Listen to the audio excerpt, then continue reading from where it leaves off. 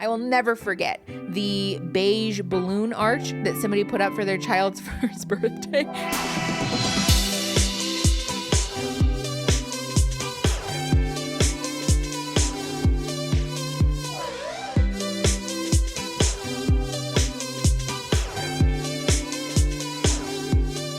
Hello, how's it going? That's loud.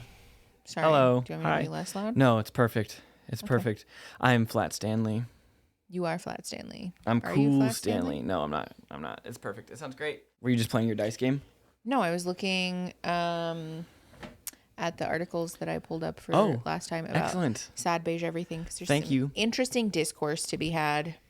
What's that song? Paint It Black by Paint It Beige. You know what I'm saying? Yes, it's giving that. Also, before you say anything, before you say a single thing, I want you to know I have made it through Trench. How many times did we listen through Trench? 1 billion fucking times. How many times have we listened to Nosebleeds? 1 billion fucking times. How many times have we listened to, I don't know, pick your other hyperfixation album? If I want to wear my jacket in more than one episode, I think I deserve a little. Just give me a little. Fair enough. Je ne sais quoi. No, take it back. He knows that that's the wrong way to say it. I've said it wrong so many times now. I don't actually know how to say it. This is why I don't like when you pronounce things incorrectly. And also, as a joke. one time I went, okay. and now it worked. Which I'm also like, is like, stop. It's like a thing from like fucking 2015. I don't give a shit. I don't give a shit. And for some reason, we revived it in 2023. I would also say, what? I think we are both still so very much undecided. And you don't think they'd ever sponsor us, right? Because they don't do sponsors. Lovesack. Oh, I don't know. So we desperately needed a new couch. Yeah. Desperately. Like we were at our wits' ends. Are we undecided about the new couch? Because I've decided. We're undecided about the process in which you... So let's just say capitalism really popped off because we have had some very mixed feelings. Yeah. So first of all, we were in the market for a new couch. Yeah. We had a little cash to spend because we're tired of buying the ones that just get... Well, yes, that's the thing, is that we didn't necessarily have cash to spend so much as we did just like... Put it on the credit. Well, and we got tired of like buying a shitty couch from Sam Levitz or Ashley Furniture, having it for a year and a half and being like, this is literally fucking unlivable. It was actually hurting our necks. I cannot sit on this couch. Like by the end of the night, we would watch one episode of Married at First Sight. And by the end of the episode, we're both like doing this. Oh man. Because I have spent our backs hurt so bad. Yeah. We're both sitting like that at the end of the night. And so I found that subreddit called Buy It for Life. Oh, yes. And I was like, okay, surely these people have a good inroad about finding a Reddit, couch of course, that like will stand the test of time. Because also I think this is another thing, shout out to all of my other plus size friends here, that people really don't talk about finding furniture as a plus size person because you're heavier. And so you're going to wear out furniture faster. Yes. So like we rotate the cushions on our couch and whatever to try to like even the wear. Yeah.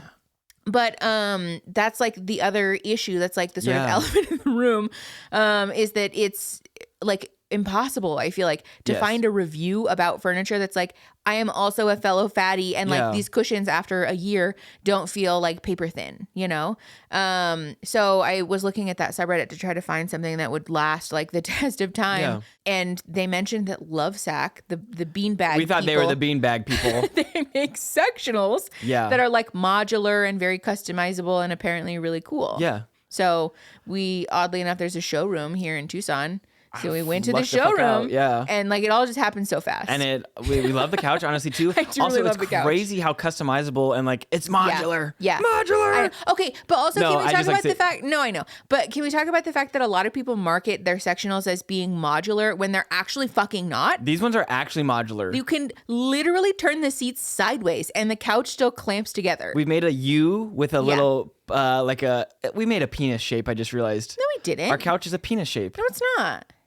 Well, I guess because there's more. Because there's like some. It kind of is. Fuck. But either way, it doesn't matter. It's a good sitting situation. Because the seats are like sort of rectangled, right? Yes. Where they're slightly wider than they are long. Yeah.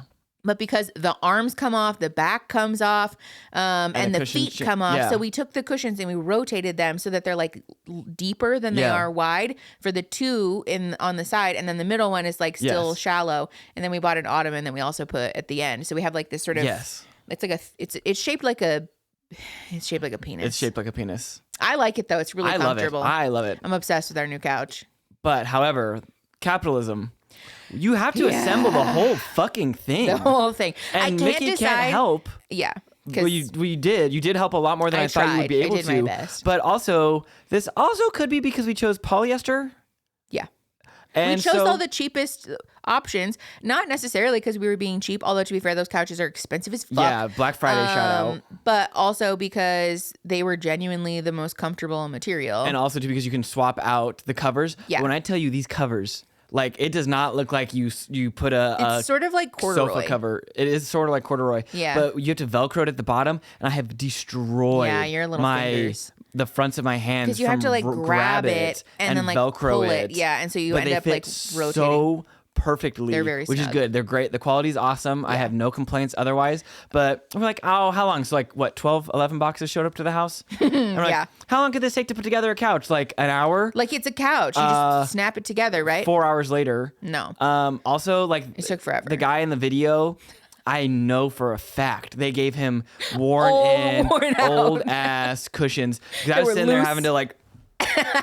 You were literally jumping on top of the couch cushions. But at damn, one if point. those cushions aren't firm. They're pretty comfortable. Also thinking about it too now, because we did get the firmer ones, I bet it does make it more difficult to get that stuff wrapped. Oh, it definitely does. Yeah. Also, because we chose essentially corduroy covers that aren't particularly flexible. I have a feeling if we had chosen like the velvet or something else that had a little more like stretch to it, then it probably would have been fine. But that's our. It is what it is. Yeah. But yeah, we did. I'm kind of stuck. I'm like oscillating between how happy I am that the couch is like well and truly customizable in every aspect. Of course. And so when you assemble it, like you're putting all of these different options together that you've chosen because you get to choose that many things. And also feeling like this is a scam because it's essentially like drop shipping a couch and then we have to fucking assemble it. They like, green chefed us our couch. Literally. Like, they said, congratulations, you get to clock in after you've already spent an ungodly amount of money on this couch. Congratulations. Also, you need so much surface area to put it together. Like, our why? living room was packed. Oh, and we had the Christmas tree out and the dogs were barking. Also, again, and I was so stressed. I cannot believe I moved that couch again by myself. Our old couch. He put our whole old sofa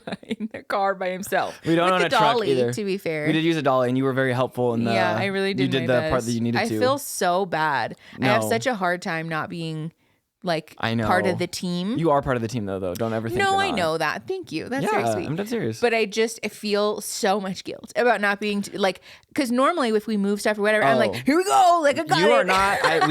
We always make this observation in that when you get a flat tire. Yeah. And so generally, societally speaking, the joke, the man. Yeah, the joke is that the wife like does this while the husband's changing the tire. That is, let me tell you right now, that is not Mickey. No. I will. That's going on your anything, headstone. I'd be like, you're doing it wrong. Did not have her hands on her hips the whole time we were married. That's what I would say. Yeah, no, I really try not to. No, I want us to feel like a team. We are. It's not even because I'm like trying to be. It's because sometimes it's like a pick me thing too that people do this where they're like, I'm one of the guys, and like I'm not trying to do that. Yes. I just really genuinely feel strongly that like I never want you to feel alone or like I don't. like I'm not participating in stuff because like we made the decision to buy a couch together. Yes. So I don't want to be like, I bought it, put it together, I'll be back. Like, that's so rude. Also, I mean, that's like why the Christmas lights, because I've thought about doing the Christmas lights too. Oh, we have to talk about our winter wonderland. You have to share. You have to put pictures in the Discord. I don't know how I feel about showing pictures of our house. Oh, fuck, just the ceiling. Okay, that's fair. I'm just such a weirdo about our house. I'm very private about it. I forgot to tell everyone, we have another announcement. This just is coming in right now from the studio. We're actually a Putz family now. People don't know what Putz is. Okay, you have to explain that. I think apparently from the short research I did to try and figure out why the word Putz is there, it's originally like a German tradition to make cardboard houses that you would decorate during the holidays. Sure. I think that's what I read. It was a long time ago now, but I surprised Mickey for her birthday with a big, giant, beautiful Putz. Oh, it's so cool. It's like I'll put pictures of that in for sure. The like old ceramic lit up. It's the animated Christmas village thing. Yes, and so it's got a little train, got little kids, and there's got the Christmas cocoa tree. Cups. I love the cocoa cups. Oh, the sounds. I'm obsessed with them. The sounds are crazy. Oh, they're cursed. I'll have to put spin me faster. faster. I think I'm gonna throw up. I'll put a video of it on the Discord. No, but he says, my tummy hurts. Yes. The way that the voices are, like, I want to know who had to voice act those phrases. Me too. But yeah, so we're like obsessed with animated Christmas villages now. Oh, they're so good. And we've decorated the shit out of our inside house. It's like we're like a Winter mullet. Wonderland. Or we're like a house business up front, party on the inside. Yeah, no, it really is. Yeah, for those of you who don't know, I get this question a fair amount, actually, that people think I really like Halloween. That like Halloween's my favorite holiday, which I do. I do really like Halloween. Yeah. But Christmas is far and away my favorite holiday. I love the lights. I love all of the like color. holly jolly. And also, I'm just a cozy bitch. You are a cozy bitch. I love when it's like chilly and you can like curl up with a blanket. I've been drinking hot cocoa because I can't have caffeine or alcohol right now. So we don't have a days without incident. We have a days without hot cocoa counter at our house. Literally, I'm a Christmas elf. Thankfully, it's at 0. I sit in our house with hot cocoa, watching my little TV shows, and like now underneath our twinkly couch. lights. Yeah, I am genuinely a Christmas elf, and I'm really enjoying my best Your life. surgery really put into focus how shitty our old couch was. Yes, that needed to change. That was that not the first thing that I said when I sat on the couch? I was like, damn, I could have done some really good surgery recovery on this couch. Yeah, you did actually. That was the first thing you said, and then we had to rearrange our whole living room because we were sitting there watching Married at First Sight because we'd watch like 2 episodes in a row, which is like 6 hours of TV, obviously, because we sit and pause and stop every time.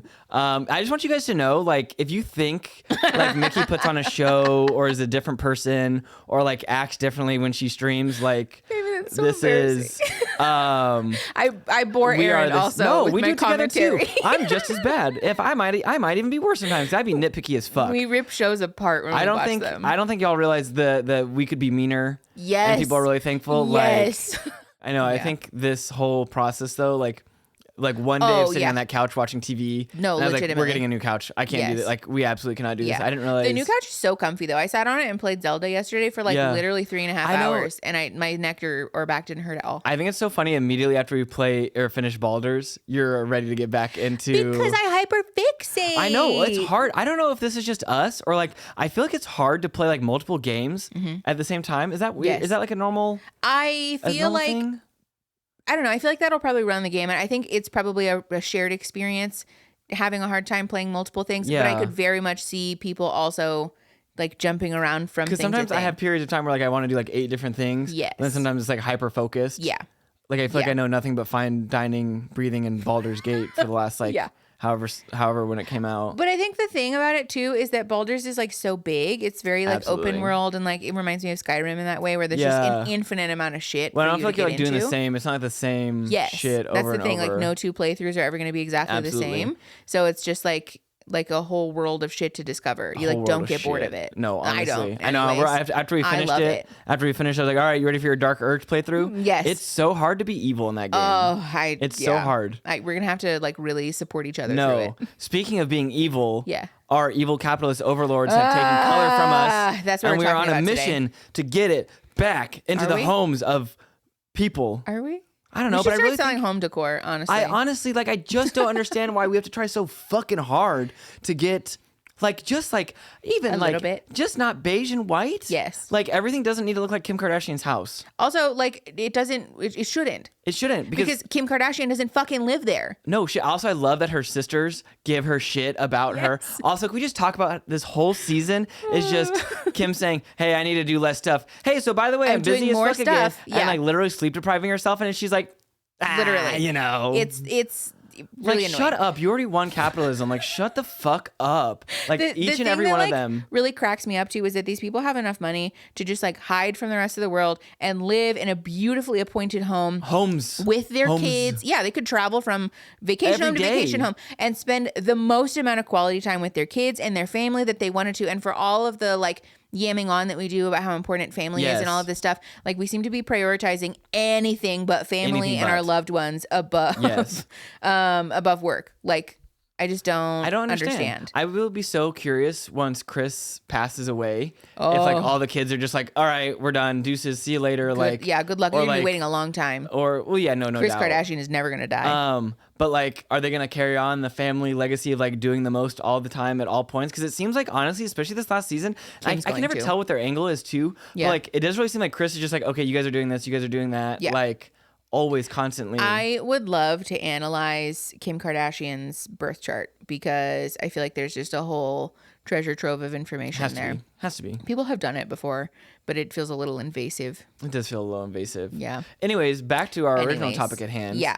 So we're talking about the sad beige everything thing today. It's a thing. Because while I was stuck at home during surgery recovery, and I was at work, I had nothing to do. So I watched everything that there is to watch, but not just the home renovation shows. I literally watched like everything, baby. Like, maybe you really did. Not everything. I don't really like dramas or like scripted TV shows. Everything that's like reality, home, cooking. Everything that's like cooking, home, reality, dating reality TV, other than stuff I knew I was saving for the stream. Yes. I have watched it all. I've watched movies. I watched Lindsay Lohan's Christmas movie from last year. Highly recommend, by the way, if you're into like cringy Christmas movies. We need to watch that still. Yeah, I need to watch that. But so I have made my way through almost every home reno show on Netflix and Hulu combined. And I ended up...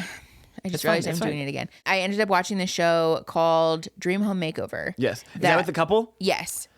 Oh my God, you guys. I really considered doing a reaction to that show on the channel because would you think like in a home renovation show? What do you mean? What reactions would there be to be had? Exactly. This couple, Sid and Shay are their names. They own a company called Studio McGee, which is a home decor company.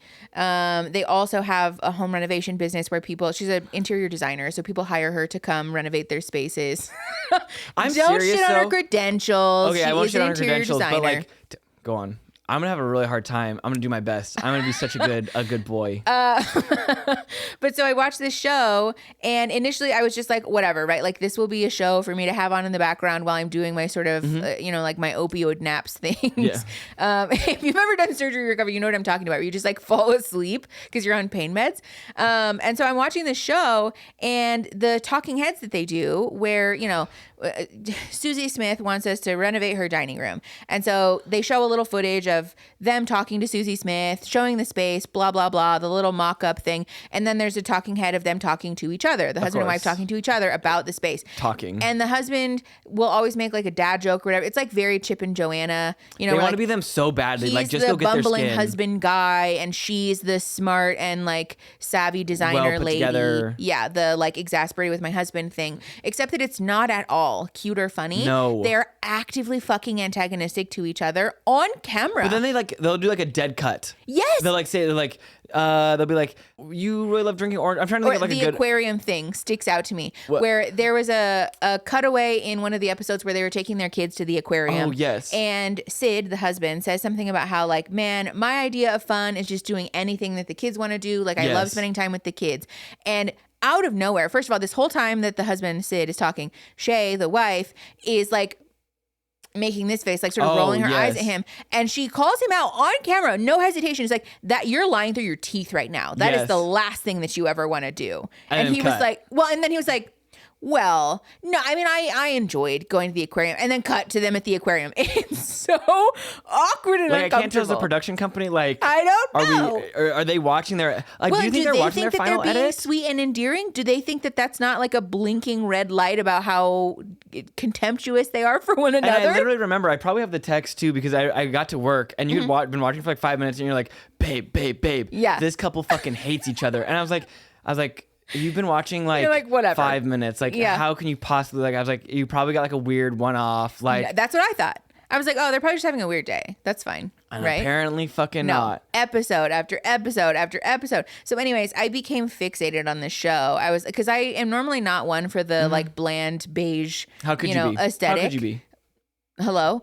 So normally I don't think I would have watched it or like really paid attention, but I was enraptured with this show. I watched every moment. I think you finished everything that was on Netflix in 2 days. One night. Was it 2 days? I watched all 4 seasons of that show in 2 days. It happened so fast. But the point that we're making is that I've watched that show and a lot of these other shows, and at a certain point after I finished like most of what was available on Netflix, I started to get angry because the thing that I do, I'm sure that other people do this too, but when I watch like home decor shows, I like to Google things because I'm like, oh, this could be like a fun project for our house. That's the best part about dating shows too, is like, watch you like, I need to know. Yes. Or like when there's like little exercises on like dating shows or whatever, I'm like, oh, that'd be funny. Like Aaron and I should do that, right? Yes. And so on home decor shows, what I do is I watch these little renovation things and I start Googling about the company and about the people. And then I'm like, this like project that they're doing is cool. Like I would love to do that in my house. Right. So I start looking on from this show. Pinterest and whatever. Well, and that was why I was starting to get angry, is because I was like, this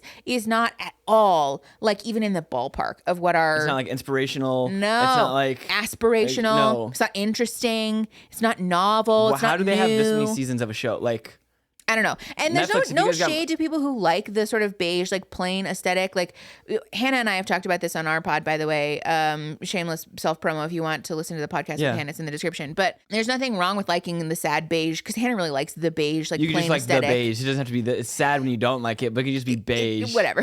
But so there's no shame in liking that. No. But my frustration is that you can't escape it. It's become all-consuming. Is all beige and neutrals and muted and colorless. Yeah. Yes, that's a real thing. It's everywhere. I'll put an article in the description. There's a couple that I pulled for this episode, but they talked about how, there's this prevailing fear amongst consumers that color is like disappearing from the world. Which it's not disappearing. It has left the room. Well, to be clear, it's not technically. Like there is more color in the world now than there ever has been because of the Industrial Revolution and especially like with the advent of mass consumerism and mass production and all that stuff. But like buying.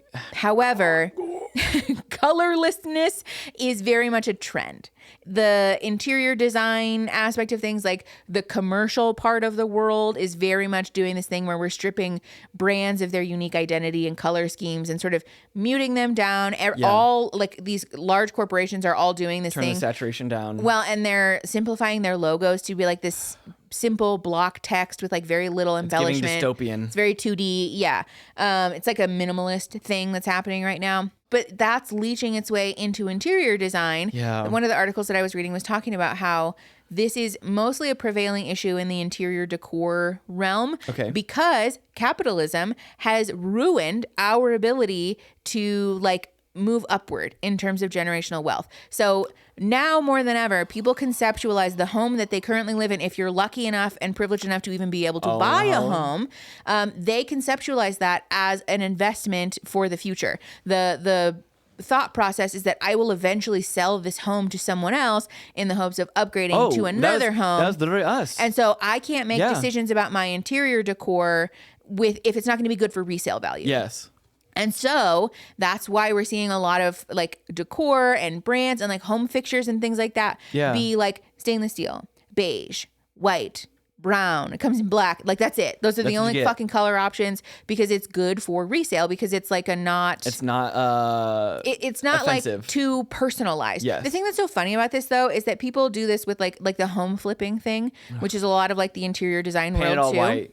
Give it because the thought is that like we don't want to put something in here that someone couldn't easily visualize themselves. Of course. Personalizing and decorating this, right? So we'll make it as plain as possible. This is like a template for someone else to customize when they buy the home. Except that when you buy the home, you're thinking about the future buyers after you resell it. And so no one ends up customizing no one ever gets to enjoy template. Anything. So we're all just living in templates. That's like, because when we finally decided, we're like, I think we're probably just going to be in this house for a long fucking time. Yes. So we're like, put all the fucking hooks in the ceiling and then we hung we're hang putting garlic. holes in the wall. We're painting everything. Yes. We're hanging whatever we want. Like I don't give a fuck anymore. We're putting wallpaper up. Like I want our house to feel like our house. Yes. No, because I feel like for the most, that's exactly what we were doing. I was like waiting. Yes. Yeah.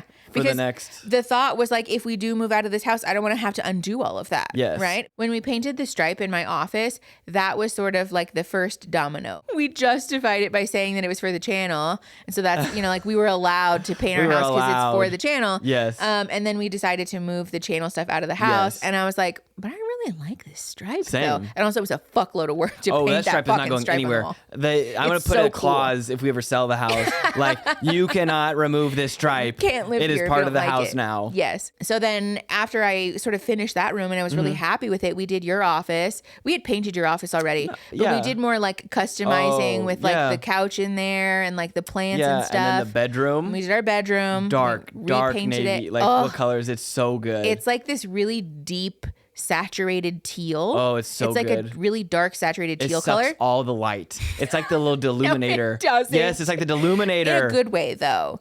And then we have these big It's this gold, fantastic jewel tone. Yes, with the gold accent shelves. Yeah. They're like octagonal. Yeah. Octagonal. And we're hanging all of our plants on them. Yes. Yeah, and we have like a lot of fun textures and like velvet our room, everything and then in the there. gold, the pops of fresh. Yeah, fresh as I hell. love our bedroom. I remember, that was like a big stepping stone for us. Yeah. Yeah. So we finished the bedroom and then, actually we did the maximalist wall in the living room in between. Yeah. Because that was a dream of mine for a long time. And now you got two. Now I have two. We're about to have a third one in the living room. We just That's like a frames. maximal pillar. Mm-hmm. Like a. Yeah. It's a very short section of wall. Still fun. Still counts. But yeah, so I think we did the maximalist wall in between. And then, but yeah, so we just sort of gradually stepping stoned our way into like, fuck it all. I just want our house to be fun. And then I painted the hallway too. That was definitely. Oh, yes. I love that. I forget it exists. You just get so used to it. It's crazy. Mm-hmm. But yeah, so the main frustration that I have though with the sad beige everything is that it's become such a trend and such a template because we're all so fixated on this idea of resale value that you can't find anything easily that's like saturated with color or that's a loud print or design or that's like a little bit out there. God forbid have some personality. Yes. But also that was the thing that bothered me so much about the little clips of that show that I watched because I would imagine their services are not cheap. I just looking at their website alone. Also, can we talk about the reviews on their stuff from their website? Bad. We can get into that in a minute. Yeah. But what phrase did she say? She literally was shopping for this couple. Yeah. And she literally went to the thrift store. She called herself a transitional designer because she incorporates things from the thrift store that are vintage. No, listen. I love a good vintage moment just as much as the next guy. However, something from the thrift store that was like from 2013 is not vintage, right? Also like, buying blue cups. Not blue, because that would mean that they had any semblance of color. It was literally plain stoneware. Yeah, it was like just a grayish white ceramic bowl. And she said, "Wow, look at how designed you are." Well, and also she called them vintage, which she had no indication that they were vintage. That's like... Because that's a real thing. Like being a transitional designer is a real thing. And it's actually like a very difficult skill. Totally. Because mixing those things together without it feeling like hokey or, camp. Yeah. Yeah, like too much for people is totally. Like genuinely an art form. Yes. And it's like a difficult thing to hone in each particular case. But like just putting one set of bowls from the thrift store in a kitchen as part of the staging, by the way, it wasn't even part of like the design. It's just part of the staging, does not mean that that's transitional designing. And again, I don't want to shit on this woman specifically because it's like it's not about her. But I just like this. The thing at large. This has become like part of the trend. Like Joanna Gaines did this with the shiplap, right? Where like everything had to be rustic, everything had to be farmhouse. So now everything is covered in fucking shiplap. It's all painted white. We've painted over all of the brick in this country. When people paint over beautiful brick, I know I don't understand. We have found one house that is perfect. It looks like it's out of the 70s. Yeah. But it's like now it's like $750,000. Like fucking see you later. Yeah, that's a conservative and also estimate. though, I'm so thankful it costs so much because hopefully that means someone won't just go in there and fucking ruin it. I will say that's another thing that is killing me on the inside. Yeah. Because for those of you who don't know, we live in Tucson, and Tucson is actually a very old city. A lot of the homes in the center of town, in this neighborhood called Sam Hughes, it's like the historic part of Tucson. Gorgeous. These homes were built in like the 30s and 40s, and so there's a lot of really beautiful homes, but also, during like the 50s and 60s, there's like original mid-century modern homes with like the wood beam ceilings and these big, huge fucking custom windows and like vaulted, like this. It's beautiful. Like when they actually made houses to not like they're not tract like homes. custom, yeah. And I know that mid-century mod is like not everybody's thing. That's totally fine. It's our thing, but it is part of our thing. Yes, we're sort of like a mesh, I think, of like maximalism and mid-century mod. Yeah, but like in the way that like. We're like mid-century mod if it was like loud and ugly. like loud and gaudy. That's us, loud and ugly. Yeah, I'm fine with that. But so there's a lot of those homes in the center part of town. And in the last couple of years, because like flipping has become the thing, I've watched so many of these houses turn into like devoid of personality, devoid of their like original characteristics. Like they'll gut the fucking inside of this beautiful mid-century modern home and put like a fucking gigantic kitchen island and a TV the size of Texas and paint over the fireplace and call it a day. These big, giant, ugly fucking chandelier lights, and they're like, we're done. What do you mean? What else? What more is there to do? There was an original oven from 1960 in here, and we threw it in the dumpster. Just like... That worked better than anything that's made nowadays. Why are you doing that? And like, I know that everybody's allowed to customize their home. Of course. Whatever. That's none of my business. But it's mostly my frustration with people flipping it. Yeah. When your intention is to flip it. Because if somebody bought that house and they really loved it and they just wanted the inside to look the way they wanted it to, right? Like, go off. That's fine. But like, all of them are this way. Yeah. Like, it's happening to all of them now. I always wonder too, like, because I know like with the like online shopping and stuff, of course, so stores don't carry things. But also I'm like, is that just us in our area? Because you said Hannah said. Hannah has a little bit more luck with finding colorful things because she lives near Seattle. Yeah. She lives in Washington State, which is like certainly a more progressive state than Arizona. Gray landscape. But also the city that we live in, there's a giant military base here. Yeah. And granted, there's like a large college here.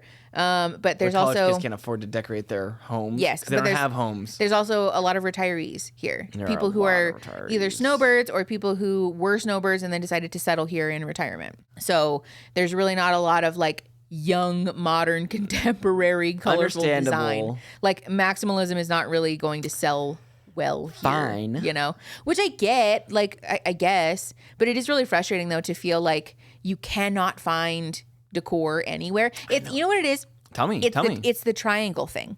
We talk about this all the time. Everything in your life can be broken down into a triangle, and Mickey's gonna explain it. It's the pick two thing. So like with our decor situation, we can find something that's affordable. We could find something that's like colorful and exciting, or we can find something that's like available in person. But you only get two. You cannot have all three. Because you can't have all three. No. So it rarely really is it two of the three. Even sometimes it's just mostly one. It's just one. But it's just mostly it's just one. It's just really frustrating because I would love to be able to go to Home Goods and like people talk about the Home Goods stools a lot. Are you aware? Yeah, kind of like vaguely aware. Yeah, you know who Car and Joy is, obviously. Of course. But yeah, the Home Goods stools thing is like such a TikTok moment right now, where like you can buy a stool at Home Goods that looks like a bagel, or like they had one that looked like a stack of Oreos a while ago. We don't have no bakery here. No, not at our Home Goods. There used to be like a strawberry one for a while, but also okay. Can we talk about the other thing with this that irritates me is that I did find a strawberry at Home Goods one time, and a strawberry stool. I didn't buy it because it's not really like my thing. Like I do think it's fun, but it's not my particular type of loud. Yeah. But also, even if I did want it, guess how much it costs? At Home Goods here, it probably was like $120. It was $79.99 for a stool. Like, also their stuff is not that well made. No, that's what irritates me. Hello. I remember when I found this thing at Home Goods, I sent you a Snapchat and I was like, oh my God. It's our palette. It's a palette. And I was so excited about it, but I looked at it and it was like $49.99. And this is like wicker patio for like, this is not like, it's not bad. But it's not like high quality. Outside, yeah, no, this would be ruined by the Arizona summer in like 10 minutes. In like 10 minutes. Yeah. I just don't understand why it's also expensive and also boring. How can stuff be so boring and so expensive at the same time? I don't know. It's like you enlightened me to that one. What's that one grocery store now too with the cucumbers? Erewhon. Yeah, that's crazy. Oh, how did stuff get so expensive overnight? Because it's okay. So this is another interesting part of this conversation. Actually, that was a fantastic dovetail, and I don't know if you meant to do that. But I didn't. We just find it along the way. Erewhon is this ridiculously pretentious grocery store, mostly in California, LA, probably. We don't have them here. Where like the meme is how expensive everything is. There's a series on TikTok that we've been watching of somebody saying, guess the price of this thing at Erewhon. And it was a quarter of a pie and it was $42. Just like, what the fuck? Like what ingredients are you putting in there? Literally. They'll sell these like these sparkling waters. Yeah. They're called like Ouroboros and they're like $12.99 per. That is a good, that word gets stuck in my mouth for Ouroboros? a long time. I know, right? I'm not even going to say it because if I say it, it's game over for you. But yeah, so like that's sort of the vibe of Erewhon. Yeah. And there is a lot of conversation about like, why does this exist? Yeah. Right? Why does this exist? And to me, I think a lot of it comes down to the conversation around social capital and power. Oh, is this the episode for that? I think we're going to talk about that on its whole own separate episode. think that's its own. Because I could talk about that for incredible. hours. That's going to be a good episode. I think that's a separate topic. Yes. Okay. But this idea that we're flaunting wealth by buying needlessly expensive things is integral to like the survival of capitalism. Yes, and we talked about it too when the rich, with the haves and the have-nots, and like rich people have this aesthetic because that's what they can afford. That is like the things that poor people can afford. Yes. But now when poor people are doing it, so I'm hoping. My hope in this. Is that as with everything, especially too things like it's cyclical and it's very so fast now. because of online shopping. Maybe rich people will like color stuff again, and then us poor people will get it again too. Like, can the peasants have some? Like, if I'm gonna work my factory job, can I at least have some color when I go home, please? Like, that would be very nice. Well, yeah. So like, this is the thing that happens is that before finding beige, devoid of color and personality home decor was not really that accessible. It was something you had to have custom made. And so it was a way for celebrities and rich people and, the elite to flaunt the wealth that they had because they could, custom order a bespoke coffee table. Oh, the big giant circle beds that are like... Coming to mind, yes. Yeah, that's like weird and very architectural and like not designed for people to actually live there, right? Like Kim Kardashian's house comes to mind, where like her sink is just a slab of stone that's leaned towards the drain and like not very functional at all. It doesn't really seem like it really lends itself to like... can't set your toothbrush on that. No, exactly. But it looks good, And she had to custom order this giant slab of like marble or travertine have that at Home Depot. and have it custom installed. And so it's this way to sort of flaunt how expensive your home is, But because obviously we do the thing where we imitate what the like elites and like the people in power have, now sad beige everything is sort of filtered its way. It's like that scene of Devil Wears Prada. She's like, it trickled on down through the department stores. Like, this is that. the blue, yes. It's not cerulean, it's beige. That's trickled its way down into the bargain bins around the corner. It didn't trickle down either. It came down like a goddamn monsoon in the summer. And so I'm hoping that will mean Kim Kardashian will be really frustrated by people imitating her design aesthetic, and they'll start leaning into maximalism and like almost like this sort of like the French Revolution where everything was like gilded and disgusting and like grossly ornate. I might have a counterpoint to that, actually. Oh, no. What? And I don't think it would ever actually come from Kim. Because I think Kim inherently is kind of like, not like a mean way, but like I was going to use a comic book term, but I'm not going to actually. So I will say in here that she kind of does the, I guess Chloe or Courtney does it too. Like, whoever I'm dating is what. So I think as long as Is it the Bella from Twilight thing? What? I don't have a personality except for the people that I'm around. That's my personality. Yes. Yeah. So I think otherwise. Yeah. So. Yeah, I don't think that would ever come from her, at least. Okay. I think she actually enjoys her. Fair. Well, I don't know though, because a lot of the design choices that were made for her house were when she was married to Kanye. So it's entirely possible that could change, right? Possible. Also, you can't change my mind. Because also, too, this is the thing that the Kardashians do, where they change their minds about aesthetics at the drop of a hat and then of just course. like run with it. I would too. And gaslight everybody into thinking that was what they believed all along, right? Like when you look at a before and after, for example. Treatment. Yes. When you look at a before and after of like just her cosmetic surgery procedures from like when she was early famous, when she was like Paris Hilton's friend, to now, the difference is obvious. Like the woman has had plastic surgery many times, probably. Of course. But she just like refuses to acknowledge that. And she says, this is what my body has looked like the entire time. Oh, the thing you were telling me about with North, I think, or like not looking like. Yes. Yeah. There was a picture somebody posted of Kim as a child next to a photo of North, and Kim has like a very similar chin and eyebrows, like the brow line and stuff. But that's not what Kim Kardashian looks like now. That's crazy. North looks like she's not related to Kim, but not because she is like a lookalike for Kanye, to be fair. Yeah. But she just doesn't look like Kim because Kim's had so much cosmetic surgery probably that she doesn't really look like her childhood self. Also, which to be a little sad. Clear, they come up so much because they're the queens of capitalism. So like. This is why. Also, like it or not, whether you're a Kardashian fan or not, they are very much trendsetters for a lot of unfortunately. Yeah, like that's the way that it is. Yeah.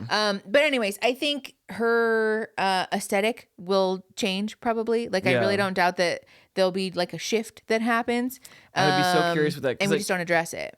I'd be so curious because even like the clothing and stuff, though, like because Skims and the Chloe or like the line of whatever the fuck. Good American. That's Chloe's. What is the new one that everyone was like, why? With the skin? No, someone else is starting a clothing one. Kylie? Kendall, no, Kylie. Yeah, Kylie was starting. Yeah. Yeah, Kylie's had a clothing line. But like it's like you get black, white, and beige. Yes. So like it seeps over into clothing too. Okay, but also in the early or like mid 2000s, like when you and I were middle school and high schoolers, the Kardashian sisters had a clothing line with fucking JCPenney that was like zebra print and bright colors. I didn't know that. Yeah, that's what I'm saying. This is also why they come up so often. Hold up. I didn't know that. Is because they are so incredibly adept or like gifted at shifting their brand aesthetic. So when they start having color, then we know we'll get colors coming soon. So it's like a barometer. Yes. Okay. So but they're really good at shifting their brand identity and just being like, we don't know what you're talking about. I had no idea. That never happened. Stuff in JCPenney's? Yes. I guess they were just starting out, the little fledgling. Oh my goodness. Well, in Dash Boutique, they had like a whole series. Dash Boutique? Baby. You have to know what Dash Boutique is. I thought we've talked about this before. I'm sure we have. I just forgot. It was a clothing store that the sisters all owned together. It was like their original venture. They had brick and mortar stores, but it was like a boutique situation where it was like they opened multiple locations. I didn't get out much then. That's fair. They opened multiple locations. It was the focal point of a lot of the early spinoffs, like Chloe and Kourtney Take Miami. There was a lot of talk about like who's supposed to be responsible for hiring people for Dash and who's doing this and blah blah blah, and like somebody has to manage the girls at Dash. It was like a whole thing. Also, no shame, no nothing, because I think I do respect Chloe. Yeah. But her being like, I can't possibly do a podcast. Like she said, it's entirely too much work. It's too much. It's too much. I can't do it. Whatever. And we're both just sitting.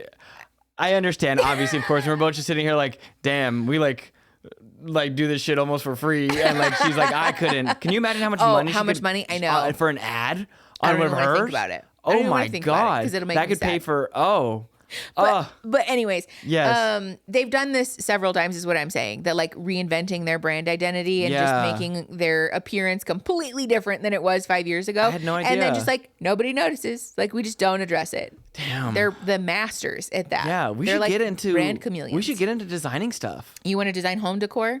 I have a feeling it's really hard. I don't think I'd want to do home decor. You want to design clothing? Yeah, let's do it. That's even harder. We make like funny merch.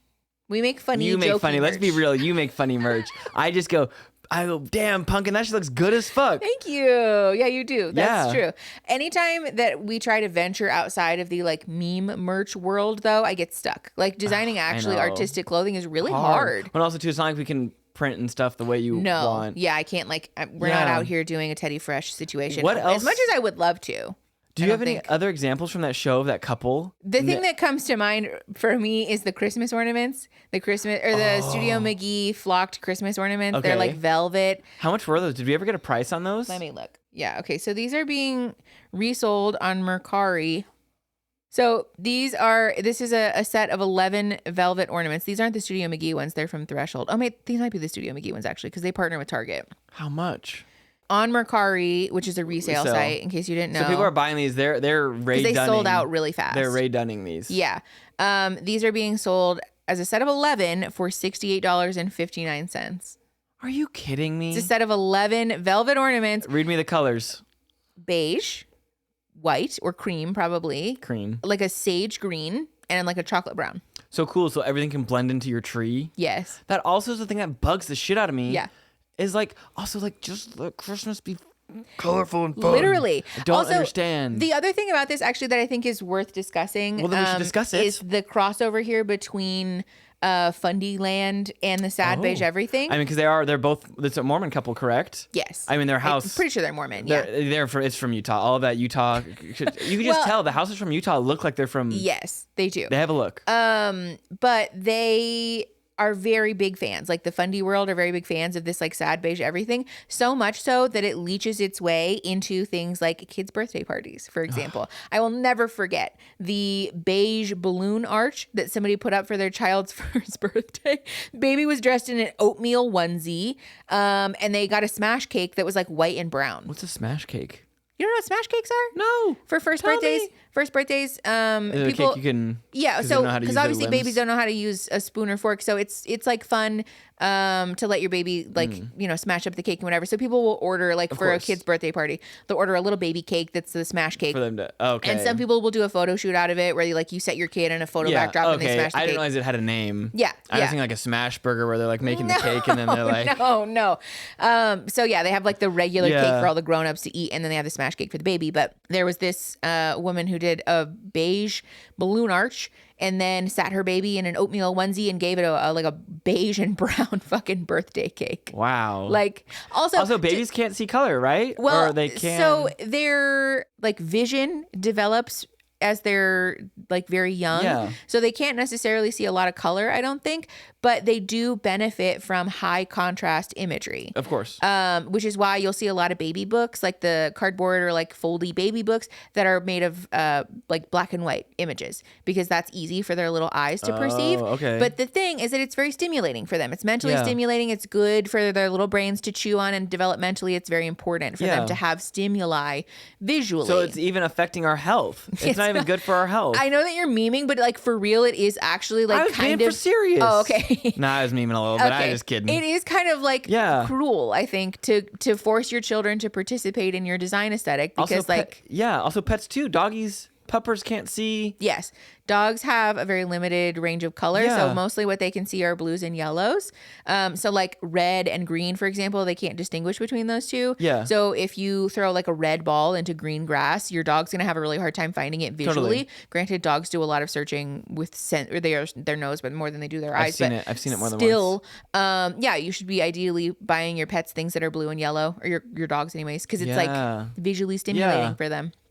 Dude. Yeah. So this is the other thing about it that really bothers me, though, is that parents do this to their kids, where like you're not allowed to have colorful Christmas, right? You're not allowed to have a Christmas tree with loud handmade ornaments that are like shoddily made by a kindergartner, because it doesn't fit with my aesthetic. Oh, that sucks. I mean, it's like none of the handmade. Our home is a showroom. You're not allowed to have your like Barbie dream house that's like pink and fluorescent and whatever. You can have this wood kitchen set from Stella and whatever the fuck that's like beige and light pink, right? You can have like the beige and blush pink kitchen set, but you can't have the red and orange and yellow and blue and colorful one. It's sad. It's such fucking a bummer. mean. It's mean. Can you imagine that kid going to school and like painting something and like using only like browns? And that's so sad. Or also like a kid wanting a toy and like seeing a thing that's like really fun and cool and being like, you can't have that because it'll make my house ugly. Hello?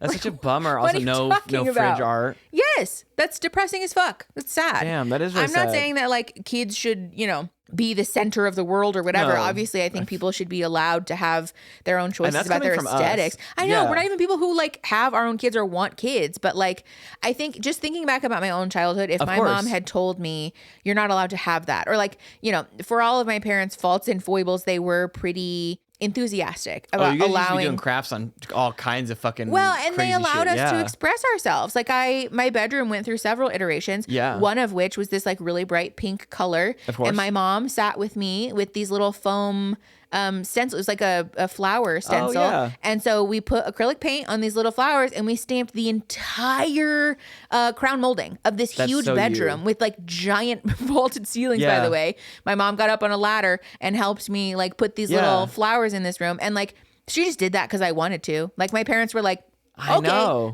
They were always game. Your parents are always game for some shit like that. I wanted to paint my bedroom in high school like this terrifically depressing blood red color. And my parents were like, have at it, kiddo. You've always had you were born this way.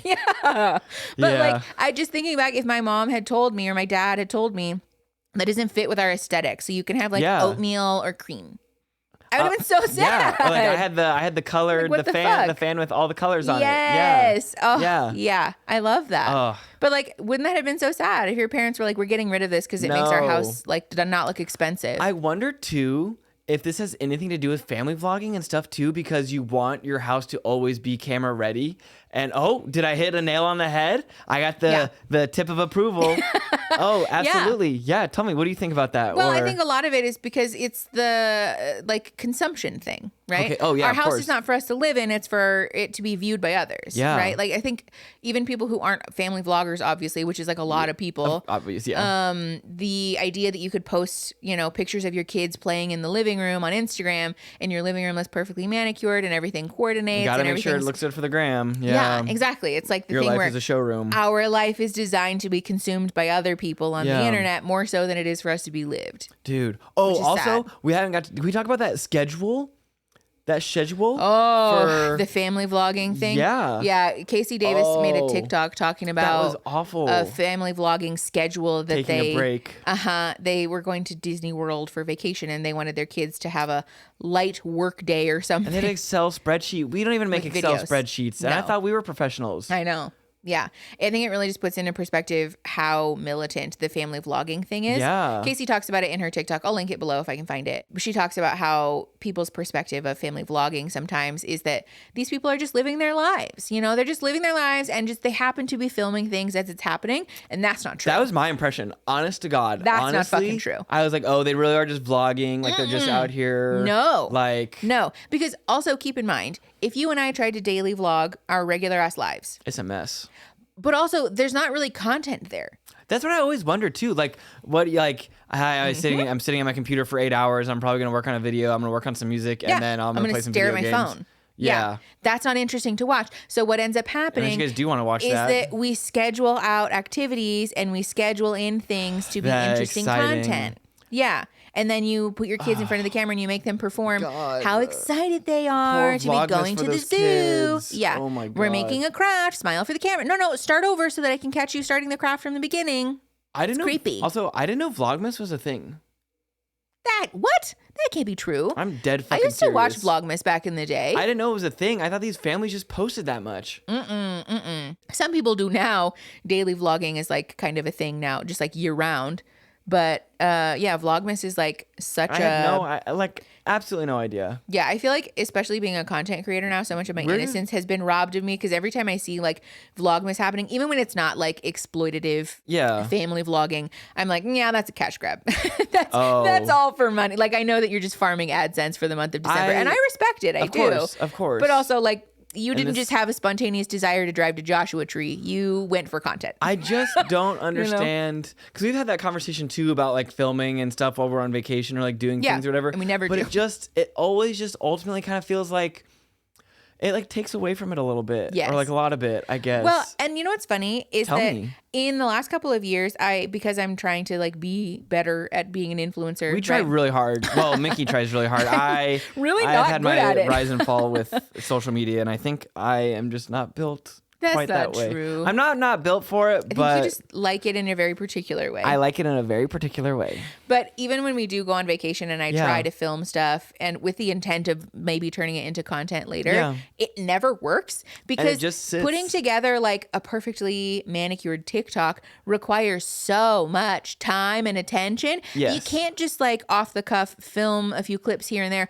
unless you're really dedicated to like the editing process, which let's be honest, I'm not. I think it's harder to edit stuff on TikTok than I need my mouse and my keyboard. Yes. I don't know how, like, seriously, so much respect. Oh, I know. To creators. With the transitions? That edit video you showed me the other day. Oh my God, yeah. I had a newfound level of appreciation. Yeah. Because also a lot of these people are doing this for free. Yes. Like, I don't like. Transitions are an art form. They're so hard. Yeah, like that's like some professional quality ass shit. Yes. And like people just giving it away for free. Like, I know. So it sucks. 'Cause, like, that's a lot of work. But yeah, even when we try to film stuff on vacation and things, I just don't have a desire to like step out of the moment for long enough to think about like, is this going to be a good shot that I can put in something later or like whatever. Like I just don't like it. I don't like it. It's not fun for me. Like I can't imagine having a schedule at Disneyland already. No. Like also Disneyland with kids already is like living life on hard mode. Oh. Let alone we took filming. Our nephew to a museum. A couple museums, and we were like, never again. Never again. Maybe that was the wrong space for it, but yeah, also, not a museum, but like a interactive. Yeah, it was like stuff. A kids thing, to be clear. But I think that was also a defining moment for us in our child free by choice journey that we were like, Wow, I don't like this at We all. almost burnt their tongue on taty tots. Oh, well, and then like taking a kid to, because we took, I mean, we'll just talk, like we took it to the miniature museum. Oh, sorry. I didn't mean it like that. It took it. I didn't. A little gremlin. They were at that age. They were a little gremlin. Never mind. That was a vocal tick, but it's fine. I would never refer to a person as an it. By the way, I know you wouldn't. I just thought it was. My words got stuck and it came out as it. But anyways, because I was gonna say their name and I was like, don't do that. Yeah. And there's an I in their name, and so it came out as like whatever. Good catch. That was a good say. That was actually really soft. I'm sorry for calling it out now. No, it's okay. We took them to the miniature museum, which is like for kids. It's for adults too, but like there's interactive things for kids to do there. And the entire time, first of all, this child was fixated on one exhibit that had trains in it, which honestly, understandable. I get that. Understandable. As people who now are as a Putz family, understandable. I get it. And so we had a really hard time moving through this place because this child just wanted to watch the trains for the entire time. We stood and watched these trains for like 20 minutes and we were like, we gotta go, man. Like, we can't be here all day. And then after we had finally moved on from this fixation with the trains, because also we were like just teetering on this side of a meltdown the whole time. To get away from the trains. And then we became fixated on the fire alarm. And like really wanting to pull the fire alarm. God, and I was like, that's not fucking funny. That's not part of the exhibit. And this child thought it was hilarious that we were terrified that they were going to pull the fire alarm. Kids are... And my stress level was just out of this world. Cortisol. And so I remember at the end of that visit, you and I, on the drive home, we were like, you know? Find a way. At that point, it was find a way. Yeah. So I think that was also a transformative moment for us. But I just don't see... It's just scary. I don't understand. Can you guys, if you have children, can you please put in the comments, please illuminate for me, like, how do you handle transition with kids? Because they don't take it well. What do you know? Mean? Or like transitioning from activity to activity. Oh. Kids like will really hyperfixate on something and they have a hard time with leaving the playground, for example, is like this is like the quintessential example of how kids don't transition from one activity to the next very easily. Yeah. And you as the adult, your job is to set boundaries around like, we're not going to be at the park all day, you know? I'd like to think we handle some of that because I think like you transitioning out of bed in the morning, like that's a rough one, and you going to sleep at night, you know, I just gentle parent you through it and we get through it. I don't want to hear it from you. I feed you. You're my little gamer boyfriend yesterday. I just brought snacks and I said, Punky, would you like anything else? Here's a little pizza. Here's some pistachios. You know, I asked you for those things. First of all, I offered you those things. I asked for the pistachios. Yes, I did. The pistachios, yes. The pizza was definitely... You said, I'm going to make myself a pizza. Do you want one? And I said, yeah. I never told the big dog story, but I guess you did it for me. I did. That was mortifying. I talked about it on the stream. I'll link the stream that I talked about it in the description if you guys want to hear about Aaron's very embarrassing moment at Chipotle. Yeah, we kind of started talking about capitalism, all beige, everything, and then we somehow the accidentally last 5 minutes really rabbit trailed, but it's fine. But I think you guys honestly probably got the point. Yeah, you get it. Oh, anyways, what I was saying before you interrupted me and tried to throw shade at me. Transitioning activities. Yeah, if you have kids, how do you handle that? Like for real, can somebody please explain to me how you like deal with kids having meltdowns about transitioning from thing to thing? Because I just don't get it. Like it seems impossible. It's just like it seems like there's no good way to reason with a toddler. No, I don't know if there do they just have meltdowns all the time? And if so, are you okay? It's probably toddlers. Are you? I am sending you so much love. If you're having a toddler have a meltdown, if just you're raising every a child time, of any age, honestly, so much love. That too, but toddlers especially because they're not in control of their own emotions yet. At least a teenager. I'm not quite sure some adults are either. So. But at least a teenager, you can sit down. They have the cognitive ability to be like, "That's fair." Hey, like this was not cool. I know that you felt that way, but you can't because we've talked about this before. That I love little babies when they're like a little earthworm. They're just so freaking cute, and I love them. And then worms, when they're like teenagers, I also love that because they're like becoming people, and on I'm the precipice so of excited. life. Yeah, I'm like I just want to talk to you. You have no idea what's in store for you. What do you think about everything? Yeah, yes. But the in between. Stress. Not for me. All stress. Honestly, totally agree. I just don't understand it, and it's very confusing to me. Like developmentally, like from like what their brain is doing, I get that. But like that's understandable. In real time, like actually relating to a small child, So basically, just like 10 years of their formative years, you're just like, I don't want any part of that. Which is why I was like, we shouldn't have kids. I know. The whole like child rearing part of this is like really not for me. It's like, can you just pop them out as like little teenagers? Yeah. I mean, you can imagine? do that. I mean, you can be a foster parent or No, yes, of course, adopt a of teenager course. for Yes. sure. But, that's like a conversation for a different day. Conversation for another day. Yeah, I think that's a nice place to wrap up the All right, I episode, think so, too. honestly, because we sort of lost it at the end there. We did sort of lose it at the end, but thank you guys for being part of the journey. We always appreciate it. Hopefully, if you're still watching by this point, you're one of the fellow neurodivergent people who just enjoys our conversations that kind of meander. We're just kind of here in the background for you, honestly. Listen, we try really hard to keep it together. We do. But this is also just the way that we are. And we've had a lot of stuff, like not talking to you guys. Like we've had a lot of stuff. I know. There's all kinds of stuff brewing in here. It's all up here. It's just going to spew out. Yeah. Quickly, slowly. Sometimes you don't know what speed. Thanks for coming. If you like the video, and you can subscribe. Subscribe. And then that's it. We love you the most, and we'll see you for the next one. Bye. Bye.